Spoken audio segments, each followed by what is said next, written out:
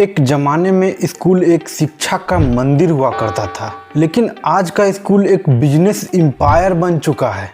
Uniform से लेके bus service तक, आईडी कार्ड से लेके एनुअल फंक्शन तक, हर कुछ में पैसा लगता है। आज का पेरेंट्स अपने बच्चे को पढ़ा नहीं रहा है, वो एक ईएमआई भर रहा है हर महीने, जिसे वो फीस कहता है। एक स्कूल और एक डीओई के बीच पे हम पेरेंट्स बुरी तरह फंस चुके हैं। आज इस वीडियो में बात करेंगे कि कैसे प्राइवेट स्कूल ने एजुकेशन को एक स्कैम बना दिया है और कैसे सरकारी स्कूल का हालात जानबूझकर गड़बड़ाया गया। ये पटना से सिर्फ 10 किलोमीटर दूर का एक प्राथमिक विद्यालय है। इस स्कूल की हालत ऐसी है कि ये समझना मुश्किल है कि स्कूल में नाले का पानी आ गया है या फिर पूरा स्कूल ही नाले में बना है। और कैसे इंडिया के पेरेंट्स अंदर ही अंदर खोखला होते जा रहे हैं।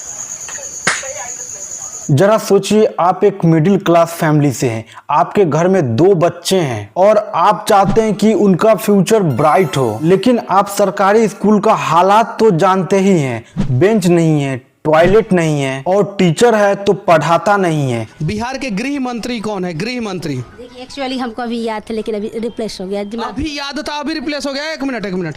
इसलिए आप कहते हैं कि गो विथ प्राइवेट स्कूल, और जब प्राइवेट स्कूल का नाम आता है तो प्राइवेट स्कूल का नाम ऐसे दिया जाता है जैसे XYZ international school, global academy, world class high school. नाम इस तरह से डाल दिया जाता है जैसे कि कोई हार्वर्ड यूनिवर्सिटी खुल गया हो। और जब आप इसी प्राइवेट स्कूल में एडमिशन लेने जाते हो तो आपको एक बड़ा प्रोस्पेक्टस दे दिया जाता है जिसमें लिखा होता है कि big building, wifi campus, big playground, robotics classroom और कई तरह के तमाम चीजों को दिखाया जाता है, जिससे आपका दिल खुश हो जाता है और आप सोचते हो कि मेरे बच्चे का जिंदगी अब चमकने वाला है। लेकिन जब आप फी स्ट्रक्चर देखते हो तो आपका होश उड़ जाता है। और प्राइवेट स्कूल का पॉलिसी ऐसा है कि आप यूनिफॉर्म से लेके एक पेंसिल, रबर, बुक, पेन तक सब कुछ आपको कॉलेज में ही लेना होता है। मतलब कि एजुकेशन नहीं, सीधा एक प्रोडक्ट बेचा जा रहा है। और बच्चे का पेरेंट्स एक साइलेंट कस्टमर बन चुका है,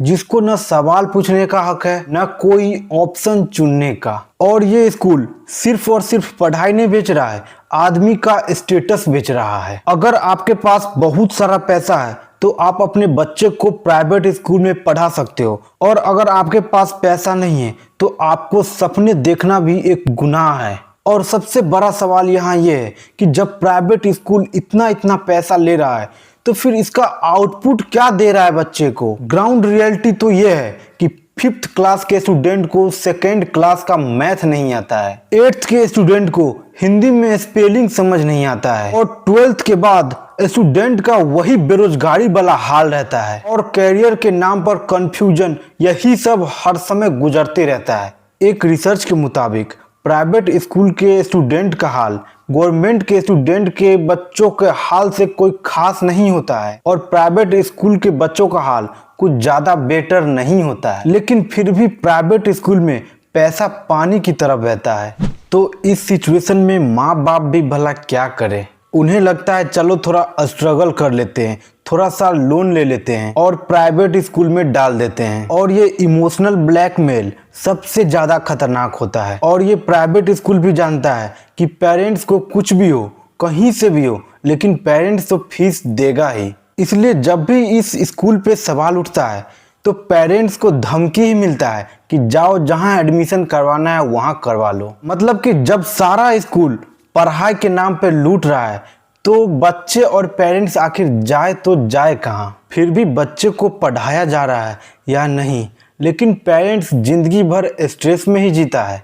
और फिर भी जब बच्चा ग्रेजुएट होके बेरोजगार रहता है तो स्कूल कहता है कि घर का इन्वायरमेंट सही नहीं था। हर साल सरकार कहती है कि education is our top priority. राष्ट्रीय शिक्षा नीति की प्राथमिकता है भारत के हर युवा को समान शिक्षा मिले। लेकिन ग्राउंड रियलिटी इसका कुछ और ही है। भारत में लगभग 10 लाख से ज्यादा सरकारी प्राथमिक स्कूल है, जिसमें 40% से ज्यादा के पास इलेक्ट्रिसिटी की व्यवस्था नहीं है, 35% स्कूल के पास पीने का पानी तक नहीं है और करीब 20% स्कूल के पास टॉयलेट का व्यवस्था नहीं है। ये सिर्फ डाटा नहीं है, ये हर उस बच्चा का कहानी है जो सरकारी स्कूल में हाजिरी लगाने जाता है, बल्कि पढ़ने नहीं।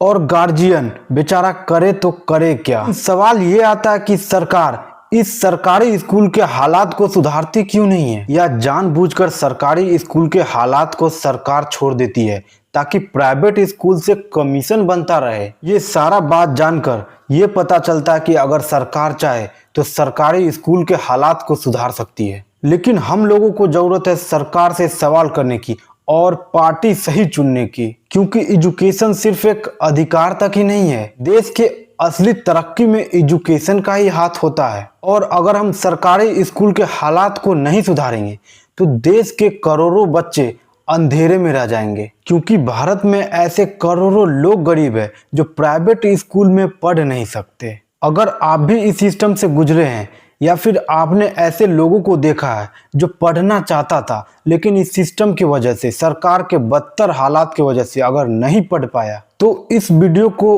उस लोगों तक शेयर कीजिए और इस चैनल को सब्सक्राइब कीजिए, क्योंकि आवाज उठाना भी कभी कभी एक बड़ी जिम्मेदारी होती है।